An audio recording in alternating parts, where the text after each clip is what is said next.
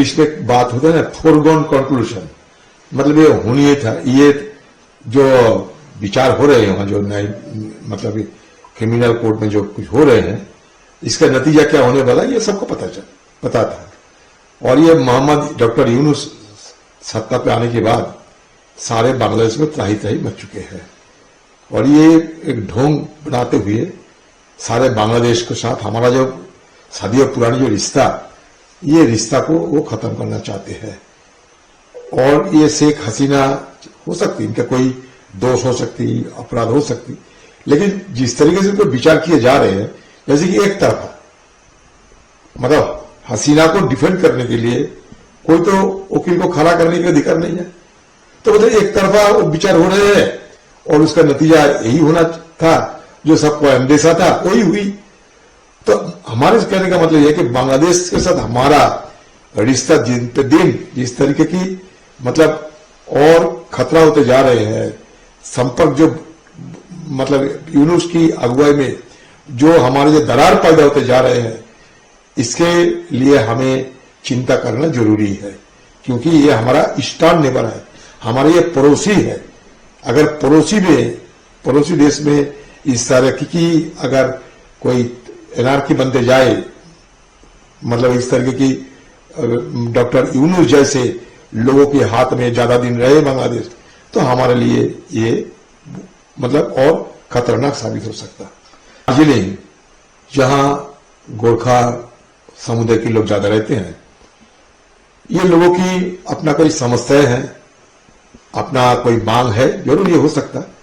ये मांग को देखते हुए स्वर्गीय राजीव गांधी जी ने गोरखालैंड बनाया था, मतलब गोरखालैंड हिल काउंसिल बनाया था, गोरखा हिल काउंसिल जिसको कहते हैं, गोरखा हिल काउंसिल बनाया था। सुभाष घी सिंह के साथ कोई हमारे समझौता हुई थी, और दार्जिलिंग में शांति बहाल करने के लिए स्वर्गीय राजीव जी की याद अचानक आ जाते हैं जब दार्जिलिंग की बात होती है। देखिए, लेकिन गोरखालैंड मतलब दार्जिलिंग की जो हिस्सा, दार्जिलिंग कालिम्पोंग ये जो हिस्सा है, इसको ज्यादा गोरखा लोग रहते हैं, इसको ही गोरखा एरिया कहे जाते हैं, और ये बंगाल के एक हिस्सा है।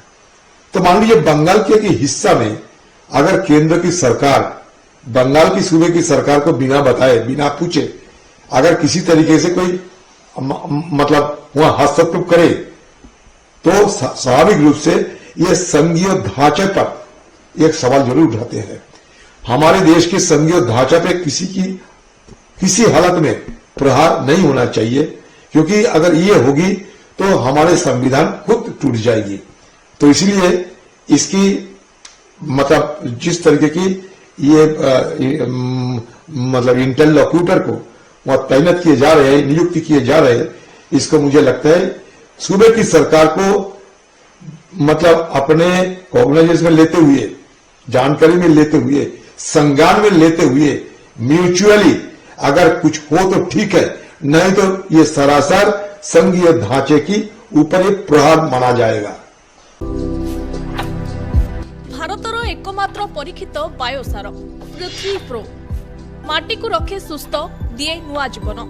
धान, पनीपरिबा और डाली जातीय फसल लाभदायक, अमल बढ़ाए, रोग कमाए। आज ही जमी प्रयोग करंतु। जोगाजोग 9937054201 नंबर को डायल करंतु। आम सह जोड़ी हेबा पाई आमको लाइक, फॉलो और सब्सक्राइब करंतु। अधिक अपडेट पाई विजिट करंतु आम वेबसाइट thequiver.in।